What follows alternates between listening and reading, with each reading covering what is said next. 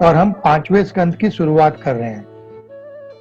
तो आगे हम बात करेंगे कि प्रियव्रत, हमने जैसे मनु और शत्रुपा जो सबसे पहला जोड़ा था दुनिया में, जो ब्रह्मा जी से उत्पन्न हुआ था, ब्रह्मा जी के शरीर से ही उत्पन्न हुआ था, दाहिने और बाइने भाग से। तो अब उनके जो हमने बात की थी, 3 पुत्रियां थी, हमने तीनों पुत्रियों की बात की, उनके वंश की बात की, उनका जो पुत्र था उनकी भी हमने बात की। अब उनका जो दूसरा पुत्र है वो है प्रियव्रत। पहला था उत्तनपाद, तो हमने वो ध्रुव महाराज और उसके आगे फिर सारी उनके वंश की भी बात की। अब हम बात करेंगे प्रियव्रत की। अब जो प्रियव्रत थे वो बचपन से ही बहुत ही ज्ञानी थे, भगवान में भक्ति और आसक्ति रखने वाले थे, और उनके जो गुरु थे वो नारद जी थे। तो अब आप समझ सकते हैं जिनके गुरु नारद जी हो उनके फिर विचार और उनका आचरण कैसा होगा। तो वो उनके गुरु से शिक्षा पाते हुए बचपन से ही उन्होंने ध्यान और भक्ति दोनों ही पा लिया था, और जैसे जैसे वो बड़े होते गए उनकी ये जो भक्ति है वो और तीव्र होती गई, और वो हमेशा भगवान और भक्ति और सत्कार्यों में लीन रहा करते थे। अब उनका ये वैराग्य देख करके मनु महाराज जो थे और उनके जो पिताजी थे उनको बहुत चिंता होने लगी कि भाई अगर ये हमारे जो राज्य वगैरह में अगर वो ध्यान नहीं देंगे तो फिर इसको आगे कौन संभालेगा। तो वो उनको अपने जो मनु महाराज है वो उनको अपने जो राज्य के कार्य वगैरह हैं वो सब देने लगे, पर जो अपने प्रियव्रत थे उनको उसमें कुछ मजा नहीं आता था, और वो करते थे काम पर उनका मन उसमें लगता नहीं था। अब ये सब देख करके जो ऊपर ब्रह्मा जी थे उनको भी चिंता होने लगी, क्योंकि ब्रह्मा जी का काम क्या है, उत्पत्ति करना। संसार में की सृष्टि उन्होंने कर दी थी, अब उसमें लोगों के बिना तो सृष्टि चल नहीं सकती है, तो उनकी उत्पत्ति करना, लोगों को बढ़ाना। अब उन्होंने देखा कि अब प्रियव्रत तो वैराग्य की तरफ मुड़ रहे हैं, और अगर वो वैराग्य ले लेंगे, साधु बन गए, तब तो मेरा सब काम खराब हो जाएगा। तो वो फिर वहां से अपने हंस पर बैठ गए, और साथ में मरीचि ऋषि और अन्य ऋषि वगैरह सब भी साथ में हो लिए, और सब लोग निकल पड़े उनके राज्य की तरफ उनको मिलने के लिए। रास्ते में उनको बहुत सारे अलग अलग धाम मिले जहाँ पे उनकी साधना वगैरह की गई, और वो सब पहुंचे इनके राज्य में। जब वो वहां पहुंचे तो जो मनु महाराज हैं, नारद जी हैं, और जो प्रियव्रत थे वो सब उनको खड़े होकर के उनको प्रणाम किया, उनको पैर छुए, उनका सम्मान कर करके उनकी पूजा करके उनको आसन दिया बैठने के लिए, और फिर हाथ जोड़ करके उनसे पूछा कि बताइए प्रभु आपके आने का क्या आयोजन हुआ है। तब ब्रह्मा जी ने प्रियव्रत को देख करके कहा कि बेटा मैं तुम्हें जो बताने जा रहा हूं, मैं तुम्हें जो उपदेश देने जा रहा हूं उसको बहुत ध्यान से सुनना, और ये जो मैं बताने जा रहा हूं वो तुम्हारे लिए और साथ ही में और सभी प्राणियों के लिए भी कल्याणकारी है। फिर वो उनसे कहते हैं कि बेटा ये जो जीव है वो स्वतंत्र नहीं है, यानी फ्री नहीं है। ये जीव जो है वो कर्मों के बंधन में बंधा हुआ है और गुणों से लिप्त है। अब गुण हमने जैसे बात की थी, कौन से 3 गुण होते हैं कि सत, रज और तम, यानी तमस। तो ये जो 3 गुणों जो होते हैं उससे वो लिप्त होता है, और उसमें बंद करके वो पराधीन की तरह विवश होकर काम करता रहता है, और जीव को अपने भाग्य के अनुसार, जैसा हमारा प्रारब्ध और जो हमारे संचित कर्म की जो हमने बात की थी कि भाग्य के अनुसार उसे जीना मरना पड़ता है, भय, चिंता, दुख, सुख सब कुछ जीव को भोगना पड़ता है। तो इन सब बंधन ये सब जो बंधन है उसका कारण यह संसार नहीं है, या इस संसार के विषय भी नहीं है। वो उनसे कहते हैं कि इन सब का कारण सिर्फ एक है, वो है हमारा मन। अब ये स्वयं ब्रह्मा जी बोल रहे हैं कि संसार के जितने भी विषय, जितनी भी इच्छा, ये सब जो है इन सब का कारण आप देखोगे तो क्या है, हमारा मन है, अगर इसी से सब प्रकट होता है। तो वो कहते हैं कि मन और इंद्रियों को वश में करके अगर तुम जीते हो तो फिर ये शरीर क्या होगा, सिर्फ यंत्र मात्र यानी एक मशीन की तरह हो जाएगा, क्योंकि सारा कंट्रोल तो आपके पास है। तो जैसे आप उसको कहोगे वैसे ही वो चलेगा। तो वो कहते हैं कि इस मन और इंद्रियों को वश में कर लेने से यह शरीर जो है वो आपकी आज्ञा अनुसार चलेगा, जिस तरह से कोई यंत्र चलता है। और यह मन वश में अगर ना हो तो फिर अगर तुम जंगल में जाकर के तपस्या भी करते हो तब भी वो कोई काम का नहीं है, व्यर्थ है। क्यों? क्योंकि तुम्हारा जो मन है या तुम जो हो वो अपनी इंद्रियों के हिसाब से उसके गुलाम बनकर तुम जैसे वो नचाएगी वैसे तुम नाचते रहोगे। तो इसलिए तुम अगर अपनी इंद्रियों को वश में कर लेते हो, मन को वश में कर लेते हो और भगवान की शरण में जाके उनकी छत्र छाया में रह करके, उनकी आश्रय में रह करके सदा ये जो 6 दुश्मन हैं, कौन से दुश्मन हैं? काम, क्रोध, मद, लोभ, मोह और मत्सर। ये जो 6 दुश्मनों से हमेशा सावधान रह करके सांसारिक सुखों को भगवान की प्रसादी समझ के आसक्ति से रहित होकर अगर तुम भगवान की छत्र में रहकर उनका अगर उपभोग करो तो उसमें कोई गलत नहीं है। अब जब इस तरह से ब्रह्मा जी उनको समझाते हैं तो प्रियव्रत जी समझ जाते हैं और वो उनकी बात मान लेते हैं। अब जब प्रियव्रत जी हाँ बोल देते हैं कि हाँ मैं आपकी बात मानकर गृहस्थ धर्म अपनाऊंगा, तो ब्रह्मा जी भी खुश हो जाते हैं कि उनका बहुत बड़ा कार्य जो अटक गया था इसकी वजह से वो अब फिर चल पड़ा है। और फिर वो सबको आशीर्वाद दे करके अपने ब्रह्मलोक को लौट जाते हैं। और प्रियव्रत जो है वो राज कार्य में अपना ध्यान देने लगते हैं और आगे चल करके उनकी शादी होती है बहिष्मति नामक कन्या से, जो कि विश्वकर्मा की बेटी है। अब उनकी शादी होने के बाद उनके 10 पुत्र और एक पुत्री जन्म होती है। अब ये 10 पुत्रों में से जो 3 पुत्र होते हैं जिनका नाम है कवि, महावीर और सवन, ये 3 जो होते हैं ये तीनों गृहस्थ धर्म को अपनाते नहीं है और ये बहुत महान ऋषि बनते हैं, महात्मा बनते हैं और वो अपना जीवन भगवान में ही लगा देते हैं। अब बाकी जो 7 पुत्र होते हैं वो है अग्निद्रा, इदम जीवा, यज्ञबाहु, हिरण्यरेता और धृष्टपुष्ट, मेघातिथि और वृत्तिहोत्र। अब ये जो 7 हैं वो राजा बनते हैं और जो बाकी उनकी जो दूसरी पत्नी होती है प्रियाव्रत की, उनसे उनको 3 पुत्र होते हैं जिनका नाम है उत्तम, तमस और रैवत। अब ये जो और ये जो तीनों पुत्र होते हैं ये मनु के मनवंतर के मनु बनते हैं, यानी सृष्टि का निर्माण में उनके जो सबसे पहले जो मनु होते हैं वो ये तीनों बनते हैं अलग अलग मनवंतर में। और उनकी एक पुत्री जो होती है उसका नाम है ऊर्जस्वती। अब जो ऊर्जस्वती है उनकी आगे चल करके शादी होती है शुक्राचार्य से। अब शुक्राचार्य आपको पता है वो बृहस्पति जो है उनके भाई हैं और असुरों के गुरु हैं। जितने भी दैत्य असुर जो थे उनके ये गुरु हैं और उनसे शादी से जो उनकी जो बेटी होती है उसका नाम है देवयानी। अब इन सब की भी आगे कथाएं आएगी, बट अभी आप इनसे समझ लीजिए कि किनसे किसका विवाह हुआ और कौन किसके पुत्री है। तो ऊर्जस्वती का पति शुक्राचार्य है और उनकी बेटी देवयानी है।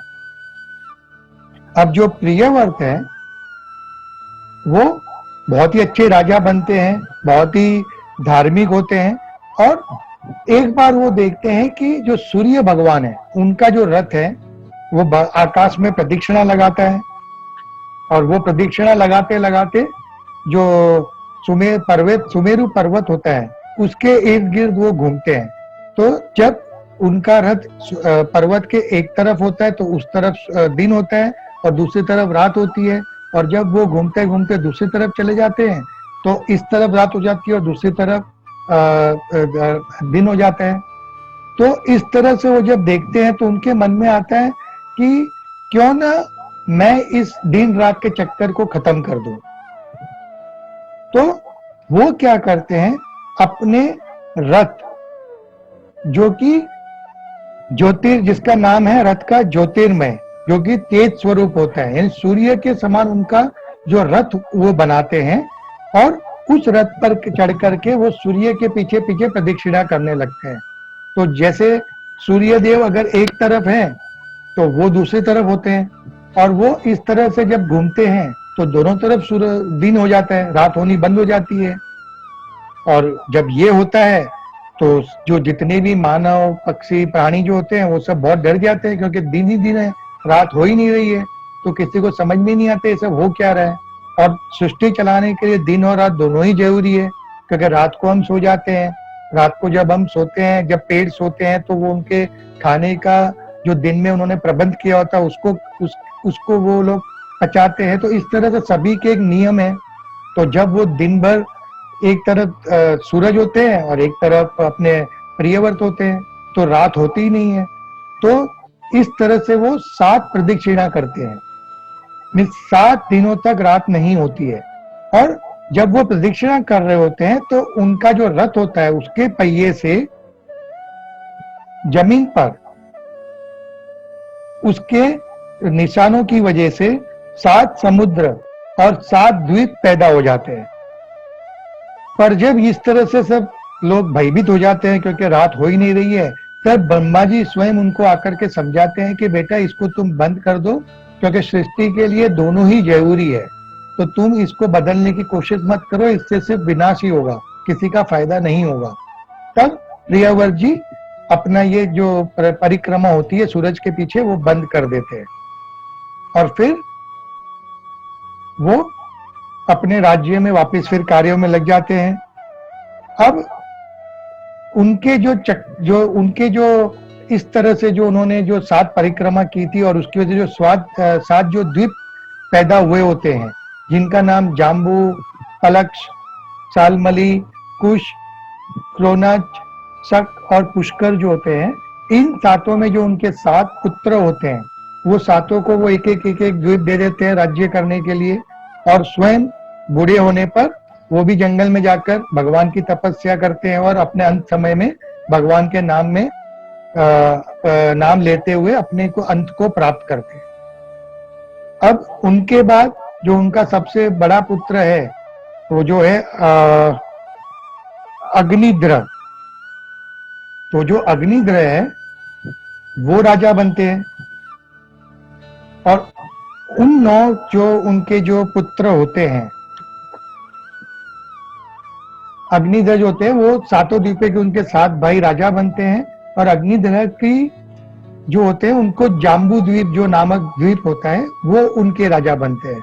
और फिर उसको राज करते हुए जब वो भी बड़े हो जाते हैं तो फिर उनको लगने की इच्छा होती है और पुत्र की इच्छा होती है जो उनके वंश को आगे बढ़ाए। तो वो क्या करते हैं, मंदराचल नामक पर्वत पर जाकर के एक गुफा में जाके ब्रह्मा जी की आराधना में लग जाते हैं और उनसे तपस्या करते हैं कि उनकी इच्छा पूर्ण हो।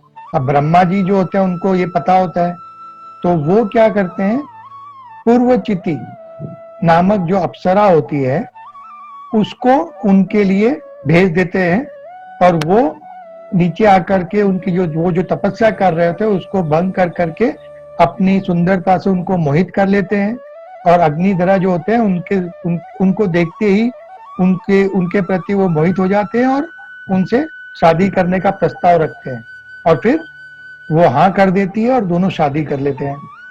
शादी होने के बाद उनके भी 9 पुत्र होते हैं जिनका नाम है नबी, किमपुरुष, हरिवश, फिर इलाव्रत, रम्यक, हिरण्यमय, कुरु, भद्रवश और केतुमल।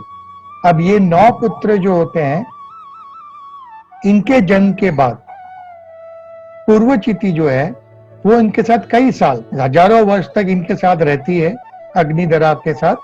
और फिर वो जब ये पुत्र सब हो जाते हैं तो फिर वो किसी को बताए बिना अब एक दिन चुपचाप फिर से ब्रह्मलोक वापस चली जाती है।